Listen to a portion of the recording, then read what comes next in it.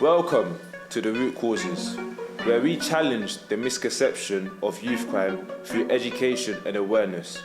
The mayor wants to tackle youth crime, but do we really understand why it happens? We've created a safe space for our young people and professionals to share their perspective on the root causes of crime. Each interview unique. 4 young people, 4 professionals sharing different perspectives around youth crime. My name's Kevin and I'm the co-founder of Khadys Dream. My name's Jade and I am the co-founder of Khadys Dream, a crime prevention organisation who fights for every young person in the UK to break free from the cycle of crime. Let's find out the root causes. Start off out. Alright, that's good. You good? I'm actually. Yeah, Karis. Nice. If you were Prime Minister, how would you tackle youth crime? I wouldn't want to be Prime Minister for a start. The Prime Minister now. How are you going to fix youth crime? You can't just say, right guys, stop. It takes like actual things of preoccupying people's time, and thus hopefully, they're spending less time doing youth crime. But again, like the arts, little colleges, helping people, helping subsidise programs or college courses, or tweaking the education system to inform people that there is more to life than doing what they're doing. That's probably a terrible answer because I haven't really thought about it. What are your thoughts?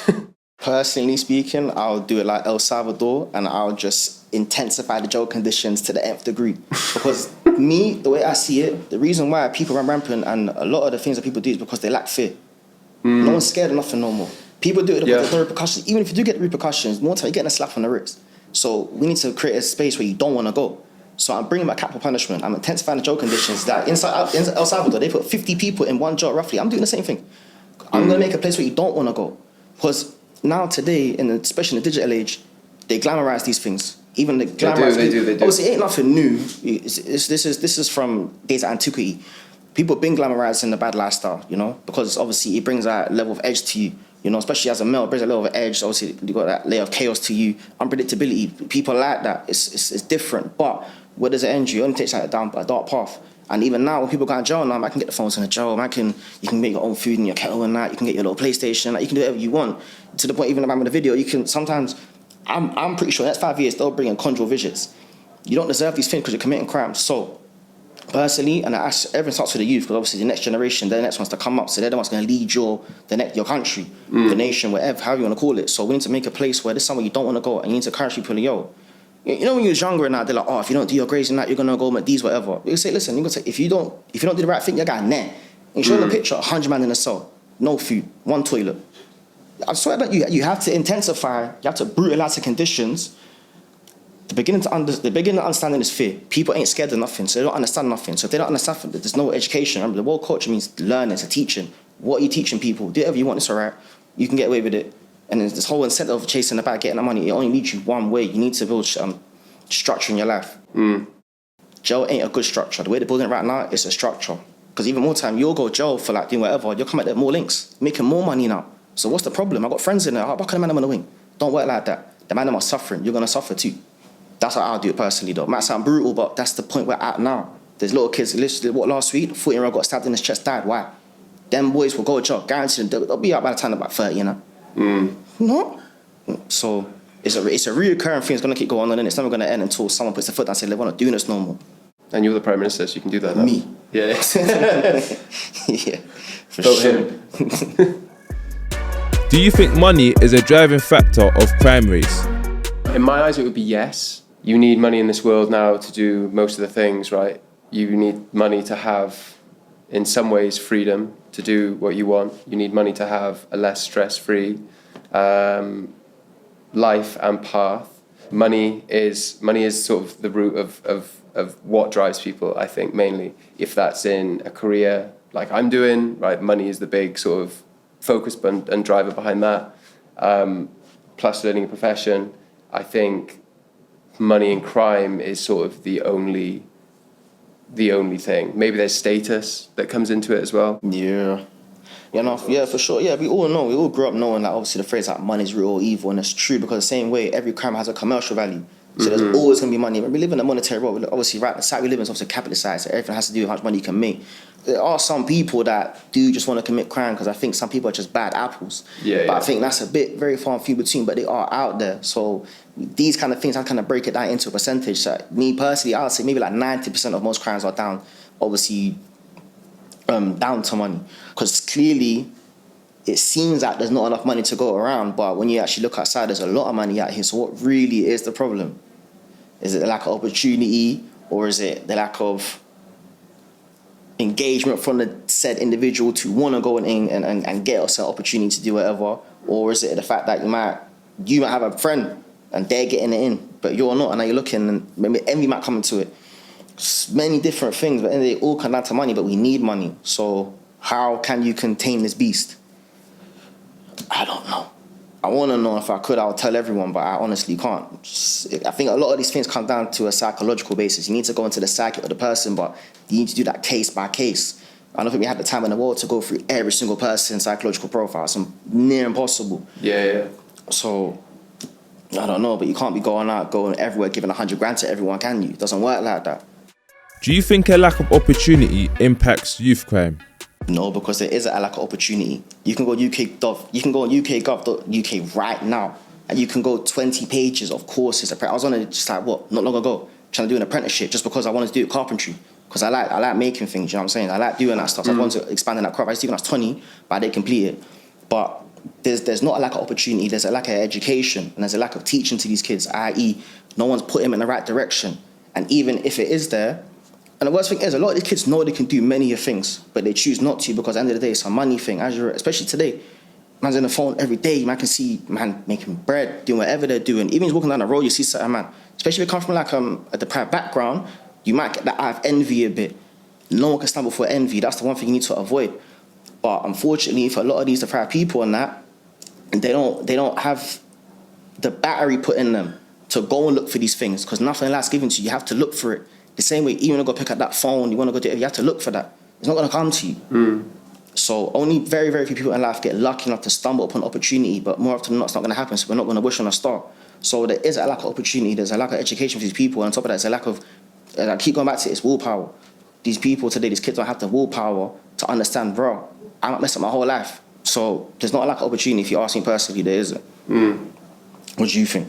I think there isn't a lack of opportunity, but I think people perceive there to be a lack of opportunity. I mean, either it's a laziness thing or it's an opinion that this other lifestyle is better, right? There's an opportunity of carpentry. It looks better. Yeah, looks better, and it's glamorized, and your role model's doing it, and you can make more money doing it. Because it's like carpentry, like it's probably a slow buck for the first couple of years, and then hopefully you pick up, right? That's like anything. Or you can do some get rich quick scheme that your boys are doing, and all of that stuff. It's just I think it's more glamorized to them. And more often than not, those people that do the crime anyway, when they get certain age, they jump off and get a normal job anyway. So you could have done it from the jump. You could have got a career from when you was 20 and built up, and by the time you're 40, by the time you see one don't do no more, you would have been like over 100 grand a year, easily. But they don't see the long-term things. Everything's short-term, and that's the issue. Yeah. Everything's fast food. Yeah, it's a short-term quick of a long-term. What is one opportunity for young people that is missing in society? I think the opportunity for youths to go to school and be able to acquire a trade from the jump. Because I think if I was to reprogram the entire school system, I'd make it compulsory for every single, especially male child, to take up a trade. You need a trade, because if you're not going to do a trade or either do a trade, obviously certain courses can work, whatnot, but they don't. A lot of people say they go to uni, come out, get the qualification, can't do nothing with it. When you go for a trade, you can do whatever you can do with it. So I think, and on top of that, especially with the school system, you're getting taught pamphlets. Even the teaching themselves, they're just getting sent information, make a nice little display for you and do whatever you want. But I think every single youth, case by case, should have a character profile. What do you like to do? What are your interests? And then the school should build around that. But unfortunately, they don't do that because obviously maybe they don't have the time. They have the resources and they have the time. Because you're there. When you go to school, you see the teacher, wouldn't see your own mum, to the point where like you might accidentally call the teacher mum just by accident. So it happens. So I think the opportunity is missing for a lot of youths to obviously monetize their interests. Because I think that's also the other issue with it. I think a lot of youths don't want to go into work and do it extra because it's boring. The progression side of it is boring. That's like doing a quick thing. But if you're able to monetize the things you like from young and build it up into a skill, you're set for life. You don't want to go do nothing wrong, because everything in your head you're doing is right. I'm doing what I like to do, not hurting no one.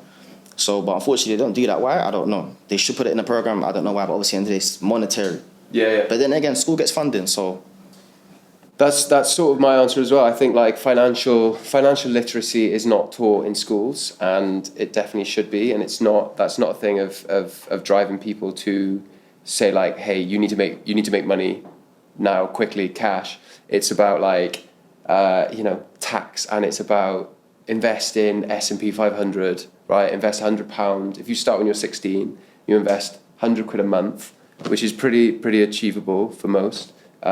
Maybe not 16, but when you're sort of earning, you invest little money, and by the end of it, you have millions when you're 40, right?